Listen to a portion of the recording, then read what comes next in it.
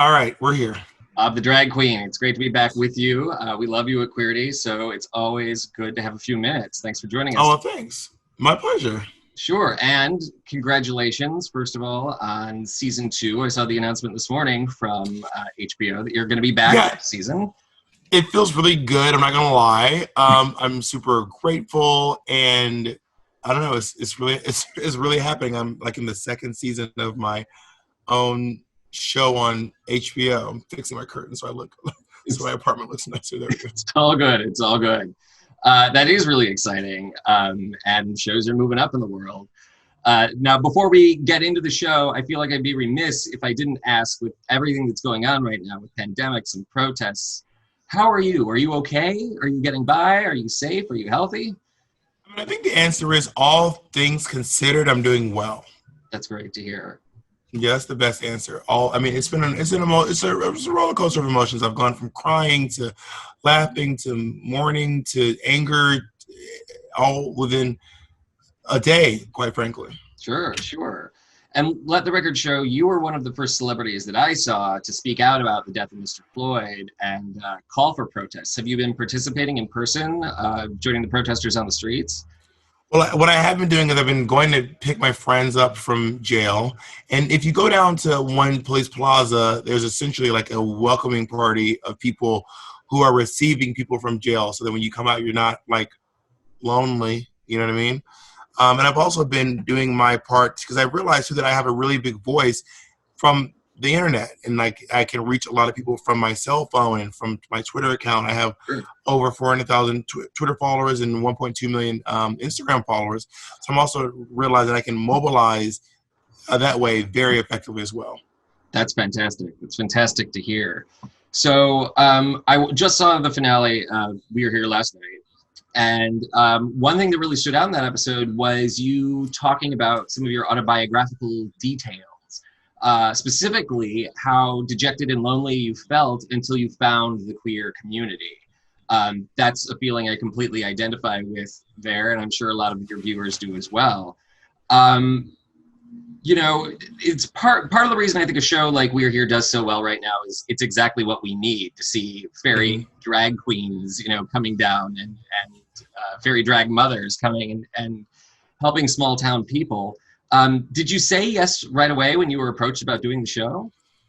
No, I got like a phone call that was kind of like a cryptic phone call from a number I didn't recognize. It was like, hey, I have a show. I want you to be in it. Will you come meet me for dinner? And at first I was afraid that it was going to be like a gay people fix straight people's lives type story. Sure. And I just didn't want to, I didn't want it to be that. Okay. And once I told that we would be helping lots of people and going through a lot, like once I also heard that our casting would be very varied, because I was afraid it would just be a bunch of cis straight white guys getting put in drag, and I just didn't want to do that show. Sure.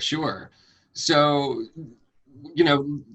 for our viewers that haven't seen this is a show with you and Eureka and Shangela. You travel to small towns in the American South, finding the queer community there and putting on drag shows to sort of bring unity between the queer community and the community at large.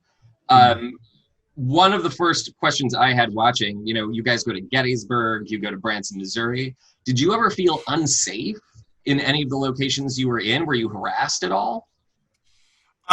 We were not. The short answer is, yeah, we were technically harassed. We had people threaten to call the cops on us for no reason, and actually call the cops on us for no reason and call us out of our names a few times. But for the most part, people were overwhelmingly supportive. And I never felt unsafe because, even though you only see 3 people, when you turn the camera around, there's like 20 people standing there with us, Sure. Did you have a favorite story of everybody you interacted with? Was there one story or one person that really stood out to you as someone that you felt like you bonded with, or that you felt you had a connection with their story? Well, I think about Lady Shug a lot. Lady Shug was Nate's friend from Shiprock. And I think about, me and Lady Shug talk a lot, and we, message and call each other. And she was just so great. She's like such an amazing advocate for Indigenous rights and trans people and non-binary people. She's just really amazing. That's fantastic. So I talked to Steve and Johnny, who created and produced the show right before it aired. And one thing that came up in the conversation was how unexpectedly moving the show really was. I was very genuinely moved in several of the episodes by some of the people you were interacting with and some of the stories that were being told. You know, and in many ways, the show itself is about confronting pain. All these people that you're interacting with are carrying these enormous amounts of pain and shame around with them. And the drag show is this magnificent catharsis where they confront that. I'm curious for you personally, did you have a certain catharsis that you reached? You're someone that's also talked in the past about how drag is you sort of asserting yourself in a very specific way. What demons did you sort of exercise? What pain did you exercise in doing the series?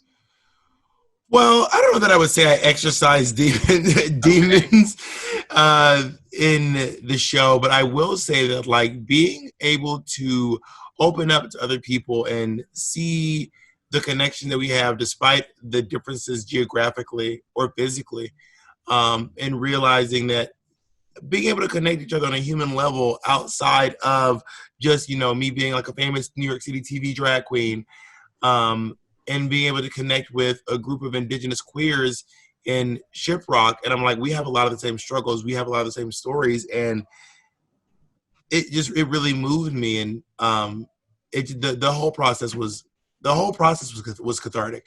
I wish I could say like one specific thing was like, this is the moment that I decided, like, I realized the whole process was just, I mean, this show was transformative for me. That's wonderful. That's wonderful. How do you feel you transformed? Well, first of all, there's the simple fact of like going from being like a contestant on a reality TV show to having your own show, and the messages that we've received. I've always felt like someone who had an impact in my community, but now it feels even more so and really amplified by the fact that I have this platform. Yeah. So I'm able to, in turn, help more people through my art. Did you get to keep your handbag? Is it an RV or is it just is it a bus? I don't know where I would. I live in New York City. There's no street parking in my neighborhood.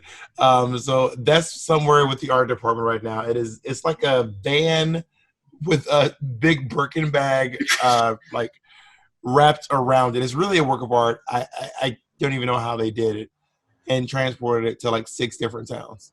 I think you should take it. You should keep it and take it on tour. I think if it works for the Mobile, it will work for Bob the drag queen. I also don't have a driver's license, so I have to hire someone to drive it for me. Well, yeah, that would be something to work on then if you keep your handbag. The other thing, you mentioned the art department. Some of your fashion this season is absolutely amazing. You know, the dress that you wear with the giant duck, it's like a stuffed... Oh, yeah, the mallard, yeah. Mallard in your hair. Did you design this? Are you working with the art department? Where are the ideas coming from? So we have a designer. I have a designer named Domino. So each one of us has our own designer. I have a designer named Domino Couture who made pretty much almost every outfit that I wore on this season, give or take a few. And he designed the look. So we get like prompts, and then we would basically talk back and forth, and then he would come up with these just really amazing design ideas. I mean, there were so many good looks in this show. The white denim Western look with a hat, the alien look, the Duck Dynasty with the mallard. I mean, he really, really did a good job on the show. That's awesome. Well, so do we know when season 2 is going to start? Do you guys have a start date to shoot? Do we know yet? We don't have one yet. I mean, you know, our very last episode got shut down because of coronavirus, and we don't even know when we'll be able to gather in large groups again. And that is part of the element of the show, is gathering in a large group at the very end of each episode, you know? Yeah, totally. Well, listen, Bob, you've been absolutely wonderful. Is there anything else you'd like to add before I let you get on with your day? I think that's pretty much it. You know, I do want to quickly say Black Lives Matter, and that includes Black trans lives. And I'm really grateful that I see a glimmer of light in all of this. I'm so grateful that George Floyd's murderers have been charged and arrested, and I'm still hoping we get justice for Breonna's murderers as well. Absolutely. And I can feel a shift. Like today was the first day I woke up and I didn't feel bogged down with fear of not being able to, be seen or feel heard. Yeah. No, that's wonderful. And like you, I was really feeling the drag earlier this week. I feel like there is hope. And you're absolutely right. Black lives matter. Trans lives matter. Let's all agree on this. Thank you so much for your time. Thank you, Bob. Stay safe out there, and we look forward to season 2. All right. Thanks a lot. Be safe.